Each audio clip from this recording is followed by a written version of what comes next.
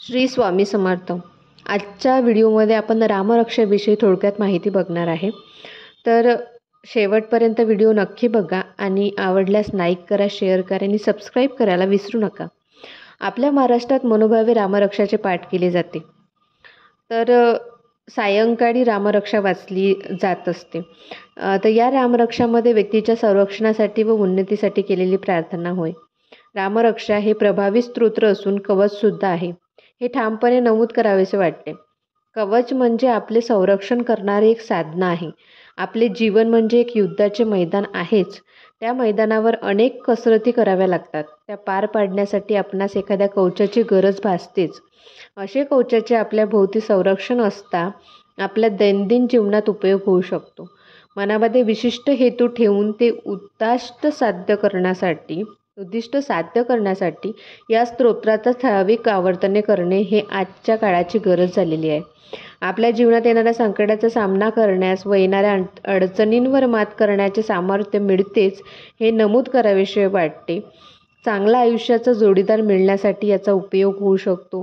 मानसिक आजार दूर होण्यासाठी, शारीरिक व्याधी निवारण्यासाठी, भय दूर होण्यासाठी, संकट निवारण्यासाठी यासारख्या अनेक गोष्टींसाठी ही रामरक्षा पठण केली जातेच. रामरक्षामधील श्लोकांचे प्रभावी मंत्र वापर केल्यास त्यांचे चांगले फलित मिळते.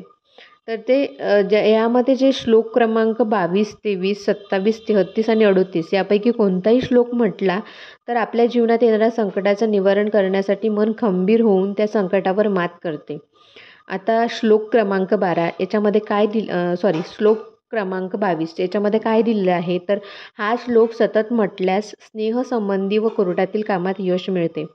श्लोक क्रमांक 23 या श्लोकाचे सतत पठण केले असता आपली बुद्धी कुशाग्र होते. 27 क्रमांकाचा श्लोक सतत म्हटल्यास पठण करणारी स्त्रीच्या पतीची कीर्ती चांगली होऊन प्रगती होते. त्याचप्रमाणे 33 या श्लोकाचे सतत पठण केल्यास आपले आरोग्य उत्तम राहते. 38 या श्लोकाचे पठण केल्यास आपल्यास सुखाचा लाभ होतोच. मला जे समजले व माझ्या ज्ञानानुसार मी हे सांगितले आहे, त्यात काही उणिवा असल्यास क्षमा असावी. तर अशा प्रकारचे रामरक्षा आहे. आपण हे रोज पठण करावे आणि अनुभूती घ्यावी. झालेली सेवा महाराजांच्या चरणी अर्पण करते. श्री स्वामी समर्थ. धन्यवाद.